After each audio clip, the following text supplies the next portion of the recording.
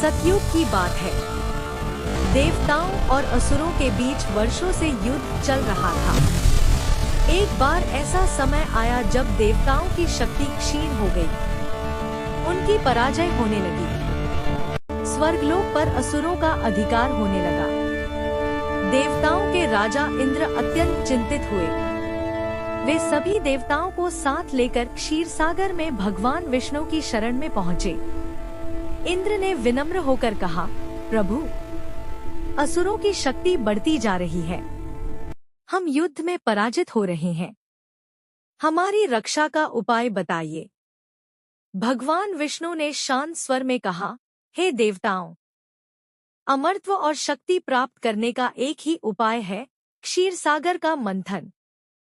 समुद्र से अमृत निकलेगा, जो उसे पिएगा वह अमर हो जाएगा, परंतु यह कार्य अकेले संभव नहीं।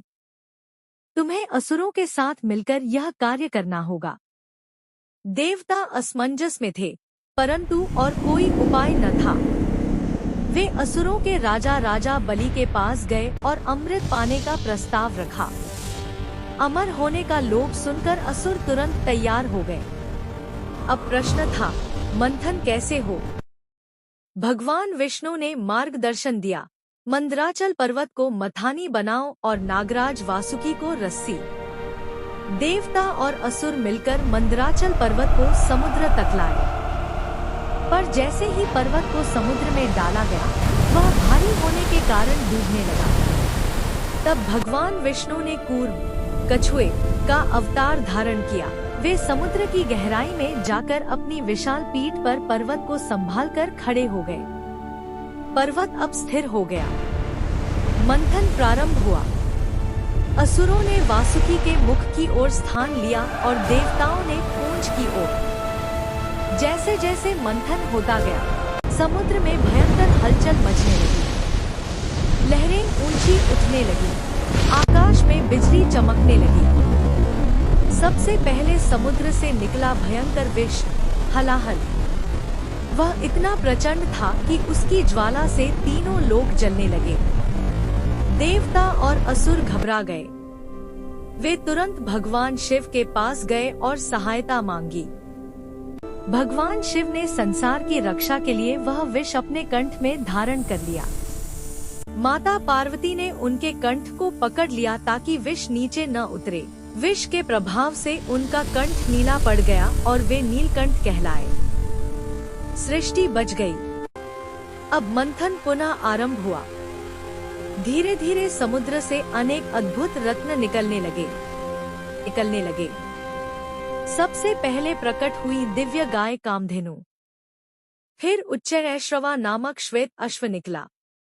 ऐरावत हाथी निकला, जिसे इंद्र ने स्वीकार किया।